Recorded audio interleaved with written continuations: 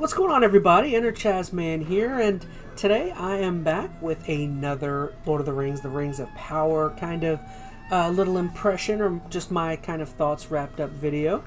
Once again, apologize for episode 3 being a bit late. I just kind of, I don't know, last week was kind of crazy, and I was super behind on a bunch of projects. That one is out, and this one just so happens to be out, I'd like to say fairly early. I mean, this episode just dropped yesterday. So I figured, let's try and have this one done at a reasonable time frame. But yeah, so I finally got to touch on this episode, and I guess right off the bat, I'll be totally honest, I was not a big fan of episode 3. I thought it was okay. It was I guess for me personally, the first episode where I kind of felt a bit of a dip in terms of, I don't want to say quality, but a dip in terms of like them going in plot directions that I wasn't necessarily a huge fan of, or stuff that, I don't know, maybe I just didn't think it made a heck of a whole lot of sense. But I guess they kind of continue that kind of thread in episode 4, but not.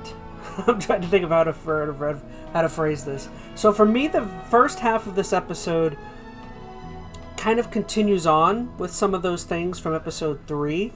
And then I actually felt like it gets a bit more entertaining, and I personally enjoyed the second half of this episode a bit more than the first half. The first half for me was pretty slow, and I don't know, it just feels like I was going to say a continuation of episode 3. Every episode's a continuation of its previous episode, but yeah, for the most part, this episode I would say, I don't know if I threw like a score on episode 3. I don't know if I've even been doing that. I would say episode 1 and 2 were probably like 7s or 8s. They were pretty good, pretty entertaining. And then episode 3 hit, and I would say 3 for me personally would drop down to maybe like a 5 or a 6. But for me, episode, 4, I feel like definitely takes a little jump up, back up to maybe like a 6 or a 7. This episode's better than the last one, not as good as the first 2. But I still kind of enjoyed this episode. There's some really good like dialogue and exchanges in this, especially at the latter end. But I guess let's go ahead and start digging into some of these scenes. The opening scene actually kind of shows maybe like the fall of Numenor, which is kind of interesting. You can kind of see there's some water, or as the queen is beginning to like, I guess either welcome or like maybe like put some good juju on these newborns of children of Numenor. She's like blessing them, I guess is the proper way. As she's doing all of this, there's like a tsunami that engulfs Numenor, which if you don't know, definitely is kind of foreshadowing the fall of Numenor. And also, she even says later in the episode that the falling of the leaves that you kind of see, or I guess I'm kind of blocking it, but these kind of leaves over here on the bottom right of this tree, those kind of also signify the tears of their like gods that are unhappy with some of the decisions and stuff like that. So kind of neat. I kind of like how they were kind of building that in. It turns out this whole scene ends up being a dream of the queen. I wish I wrote her name. I didn't, but I just call her the queen. But yeah, she's having some sort of flashback, some sort of like, I don't know, she's just kind of seeing what's happening in the future. And then much later in the episode, it kind of gets revealed that everyone's favorite word, or at least my favorite word of an item in the whole Lord of the Rings universe is, it ends up turning out that the reason she's having these flashbacks, or these futuristic scenes, is because her father left her, or her father ends up still being alive. Which I guess I'll actually shoot ahead just to kind of finish this one plot thread. Where exactly is it? Where is it? Right here. Oh, still too far.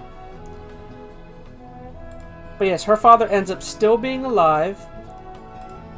And what her father left her is, a big thing in the Lord of the Rings lore, is her father essentially had a Palantir, which I'm not quite sure about the exact definition of Palantirs. I know they are like mystical objects that tend to allow the user some sort of sight into like either the future. I'm not sure if it's the past. They're mystical objects that allow you to see things.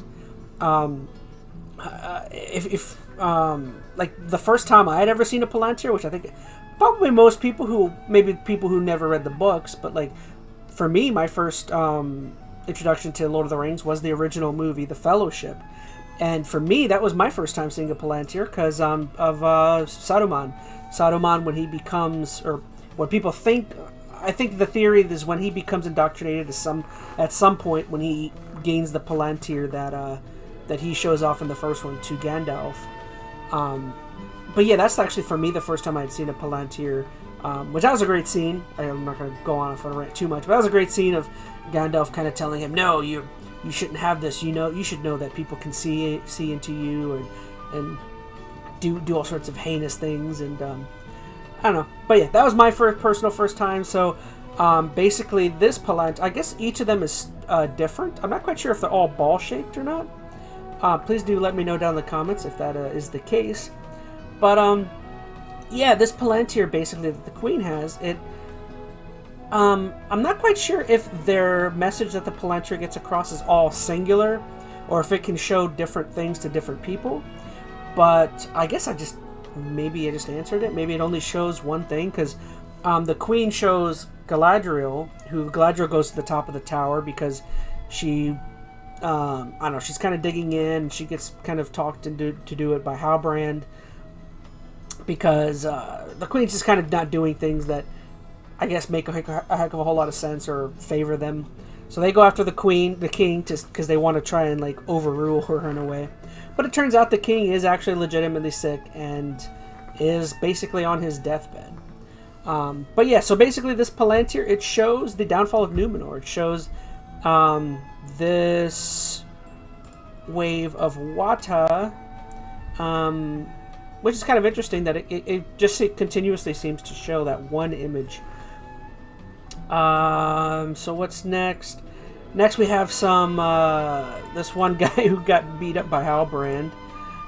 Basically he's trying to like set up a riot or something. It's basically a scene very much looking to...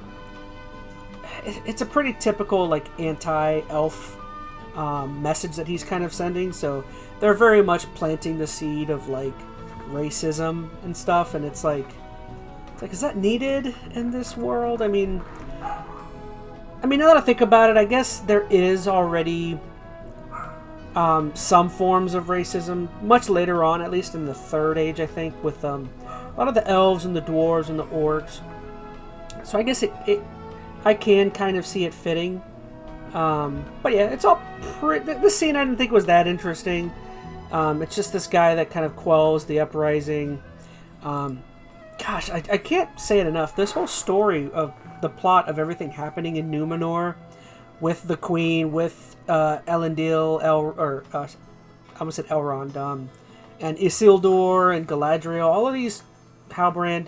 This whole plot thread is by far, for me, the least interesting aspect of this series so far. All of this stuff, and it sucks because like the Numenor plot historically is like one of the more interesting and like cool, but there's, for me, just the way they're kind of handling everything that's going on here is just kind of, I don't know, I just don't think it's particularly all that great to me. But I don't know, I'd love to hear what you guys think. I wish I was wrong, but I have a feeling, I don't want to say I have a feeling, just to me, this is my least interested aspect of this show, is whatever's going on here. So yeah, they kind of keep going on, and the Queen just kind of tells Galadriel that to fix all of their problems, she's going to ship her back off to where she came from, back to Middle-earth, basically. Not Middle-earth, but somewhere, I don't know what their region is. Is it, I don't know, over near the Southlands where she wanted to come from. Basically, who's this? Oh, this is Isildur. He is a screw-up, and basically screws up and gets himself and his buddies kicked out of their seafaring stuff. And then we finally get introduced to Adar, who, again, this is a new character that I had read up that is introduced. it still isn't quite answered what his connectivity to Sauron is. But I guess I'll just say it. To me, he is super boring. The way they kind of show him to be in the show so far. He seems pretty atypical villain. He just wants to create a new world order. He wants to, I guess put orcs in charge of a new world and kind of just throw everything on top of its head. And it's just, I don't know, man. To me, he's super boring, and I'm just not a fan of this character so far. I would much rather him have been they haven't said yet what his connection to Sauron is yet. I'm assuming he's like his underling or something, because Sauron was originally an elf. I don't know. Very curious decision to create this character, at least create him the way he is. I didn't find him interesting the least bit. And he even makes the weird decision to let Arondir go, because I want you to send a message to the rest of the humans that have taken refuge at this tower. And it's just like, really? I don't know. Call me not a fan of Adar so far. And I thought he looked cool. Like his look is cool, but he just has that like soft voice, typical villain. He thinks he's doing the right thing. I don't know. We'll see. He's still very new. I would like to see them kind of build upon his character and do a little bit more. This whole other plot, I will say, I like the Arondir character, but everything going on with all of the humans and his girlfriend and all these people, this is another side plot that I'm not a big fan of. I feel like I'm saying that a lot, and I gave this episode a good score. I feel like I'm saying a lot of these side plots I'm not enjoying, even though there is a few I'm very much enjoying. These two in particular are my least favorite. The stuff between the mother-daughter and all of the humans, and the stuff happening in Numenor is not some of my favorite. We'll get to it in a bit, but there is a side plot that I'm very much enjoying. So this side plot ends up being that they go to this tower, there's not enough food, and the son, along with his friend, they go out to try and get food against the mother's orders, and orcs happen, and they get saved by Arondir, and they're running away. And then I think I'm actually shooting way far ahead, but yeah, we'll move on to whatever's next. Let's see, we got some of these Celebrimbor. Oh, so this, in my opinion, is where things start to get a little bit more interesting. Everything kind of going on, in my opinion, here is some of my favorite stuff that's happening. The characters have great chemistry. The characters, I mean, that they got to play Durin, and then they got to play Elrond. All of those other characters, even the wife and the father, Durin the First, all of those characters, in my opinion, are some of the best acted, and are, I would say for me, chemistry-wise, fit the best. I don't know. I just feel like I enjoy everything here. I feel like the dialogue is pretty well written, and I'm a sucker for like all of this dwarven architecture and stuff. Like I love some of the video games and other movies that are similar to that. But yeah, everything's really interesting. I really like the whole side plot of Durin and his wife keeping something away from Elrond, and it ends up not being a big deal in terms of like it, because they're keeping a secret from Elrond, and Elrond's kind of interested to know what's happening, and it's interesting because it ends up being a big deal to the dwarves, but to Elrond and the elves, it's not necessarily a big deal. All it is that it ends up being that that the dwarves, this is just the point in which the dwarves have discovered, it's like right there. Oh, this is just the point that the dwarves have discovered Mithril, of which I don't think Mithril in the later point, I think in the Third Age, Mithril really gets developed all that much in terms of its story, because of the fall of the dwarves. it ends up not being, well, it is a big deal and it's not a big deal. But essentially, Mithril, as Durin says, it's going to be like it's going to be a new form of gold. It's going to be what really catapults the dwarves to like really becoming a powerful, I guess, culture. I should say, I don't know, a race. And they already are in terms of mining and all of that stuff. But yeah, they build at Mithril, which if you... So I guess I was wrong in the previous episode, because I thought what was in the box was the Arkenstone. But I guess what it ends up being is just this little amount of Mithril, which he ends up gifting to Elrond. But kind of interesting, just to kind of see where they were gonna go, because as you know, the dwarves have a major collapse due to orcs and losing many of their homelands. So really, I mean, and then the only big part that the Mithril plays, I guess, in the Lord of the Rings world is it ends up being Bilbo and Frodo's Mithril like vest that they end up creating, which don't get me wrong, is cool, and it does play a big part in those. But as a whole, you know, you never really get to see what Mithril does for the entire, I guess, Middle-earth world.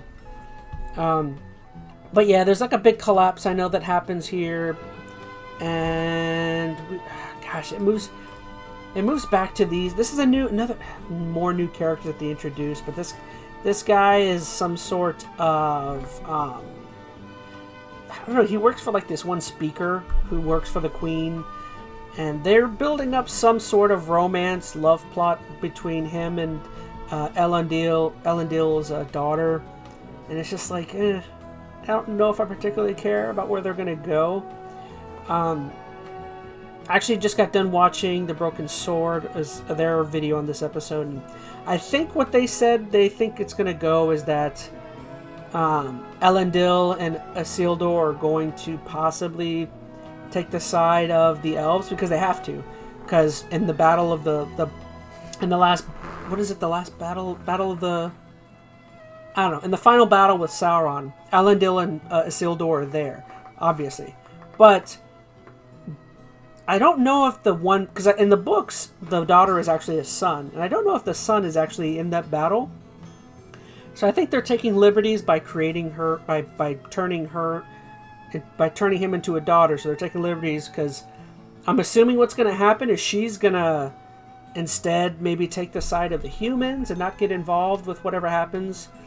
Obviously, I think they're going to create some sort of relationship here, and this guy's going to sway her to go another direction. I don't know. It's weird.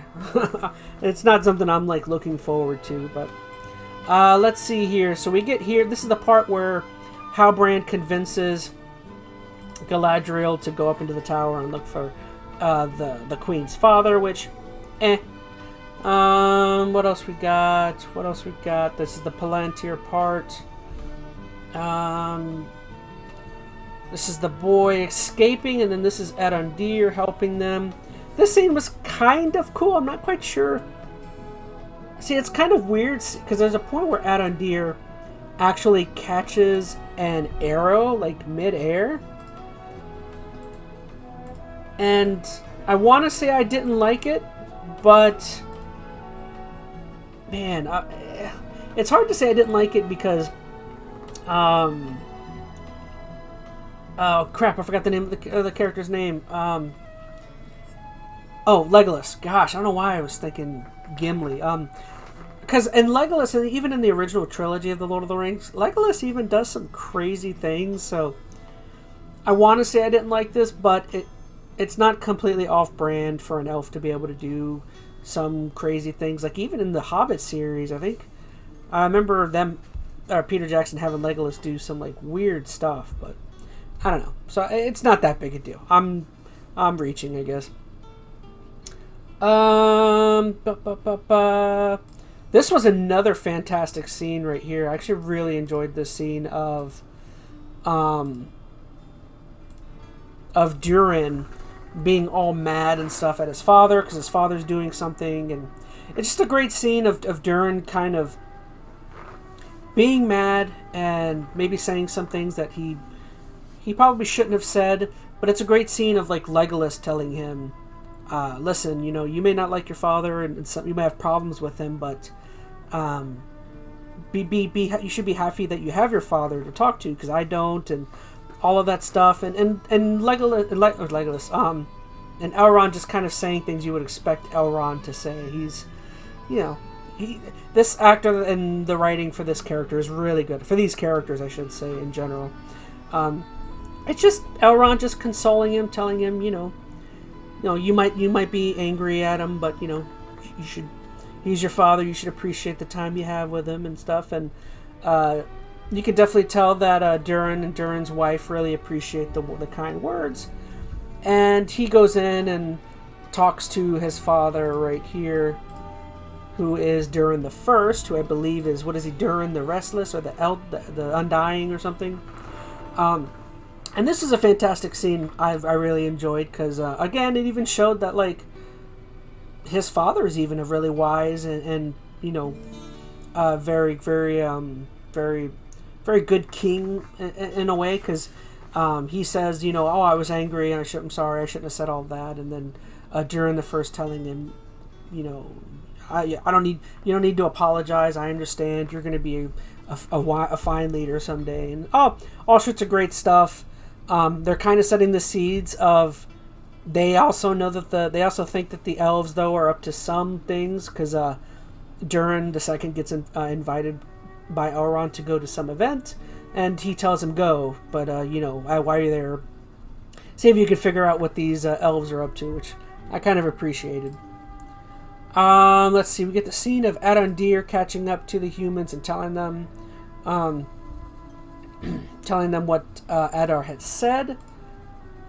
And then there's this odd scene of Theo, her son, as it turns out, the hilt that he stole, which clearly is some sort of like Sauron blessed object. He stole it from this older guy. I think this guy is the blacksmith of the town, but he stole it from his like basement, or from his shed. And as it turns out, this guy knows that Sauron is on his way and knows all of this stuff and is looking forward to it. And there's some intrigue, I guess, to like kind of see how this gentleman and Theo kind of handle all of this. Like now all of a sudden they all know that like Sauron is on his, or Theo knows that now Sauron is actually a part of whatever's going on here. So it'll be curious to see if he's willing to hold on to the secret or go tell somebody. I mean, I would hope he would, but I don't know. I don't know where the writers are going to go with that. And then this was the final scene, correct? Yes. So this was the final scene where Galadriel is getting sent back to the mainland to be with her other elf family, I should say. And then last second, on the Queen's way, as turning around, they notice the leaves begin to fall again, which again is like foreshadowing of, you've been messing up. You shouldn't be doing that. So she changes her mind last second and invites Galadriel in and tells her, no, we will join you in your battle for the Southlands, which is getting ready to really heat up. So that's kind of where the intrigue of this episode ends. Not fully end. Here, Isildur and all of these other humans get convinced to join the military because they're all going to war for the Southlands, and that's officially where things end. So again, this episode as a whole for me, the first half was very slow. I wasn't totally crazy on it. It was continuing on the lines of some of these other plot threads, which, again, some of the stuff, like, I feel like the Numenor stuff got more interesting at this very end. Now that the Queen has Galadriel involved and is willing to go to war with her, I'm back to being kind of interested where they go with it. But if they wouldn't have done that and Galadriel would have just went back to the mainland, I probably would have been like, well, what was the point of any of this other than just introducing Elendil and Isildur? But I don't know. They're all still involved, and I'm kind of curious where things go. Once again, my favorite aspect of this episode was everything happening with Durin and Isildur. I think by far Durin and Isildur are the most interesting things, at least for me. I feel like all the dialogue and everything is written really well here. I like all of these characters.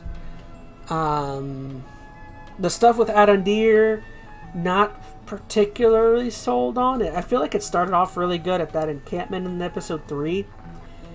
And since then, it's just everything that has to do with the humans, I'm just not particularly sold on.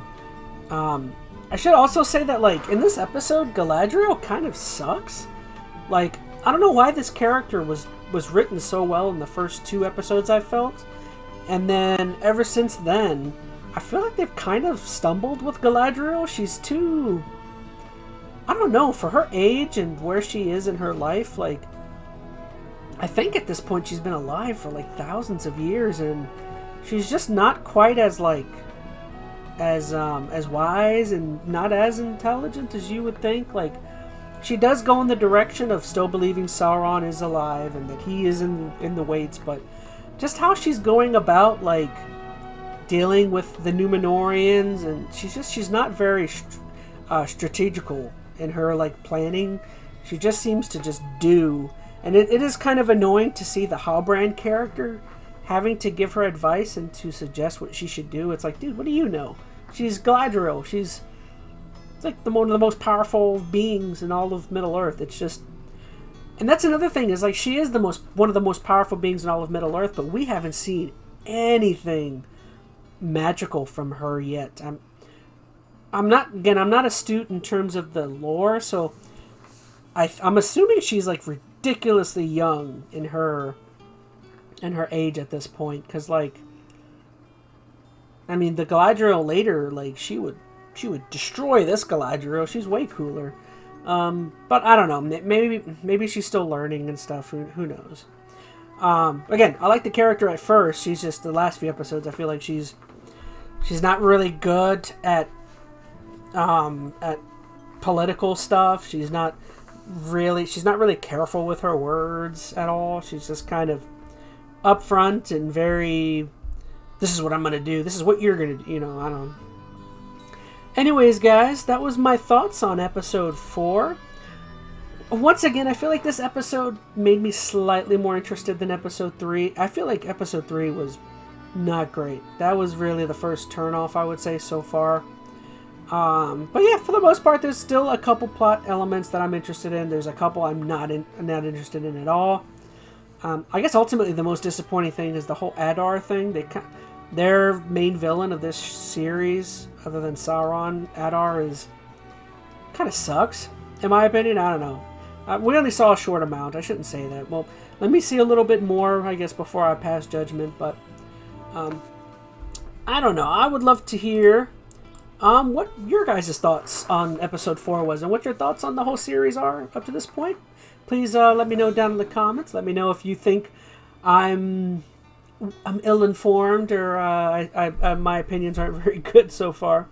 But anyways, I hope you guys are enjoying it. I definitely will continue on with episode 5. And yeah, you can look forward to seeing me give my opinion on anything Lord of the Rings. I love Lord of the Rings, so don't get me wrong, I'm still enjoying it. Still very much happy that I have some Lord of the Rings content to cover. Anyways, guys, thank you so much for watching. I love you. Please be safe. And I, of course, cannot wait to see you on the next episode of the EnteR ChazmaN. I almost said EnteR ChatZ MaN Podcast. That's our podcast. Go check that out, too. Thank you guys for watching EnteR ChazmaN. I'll see you. Adios, guys.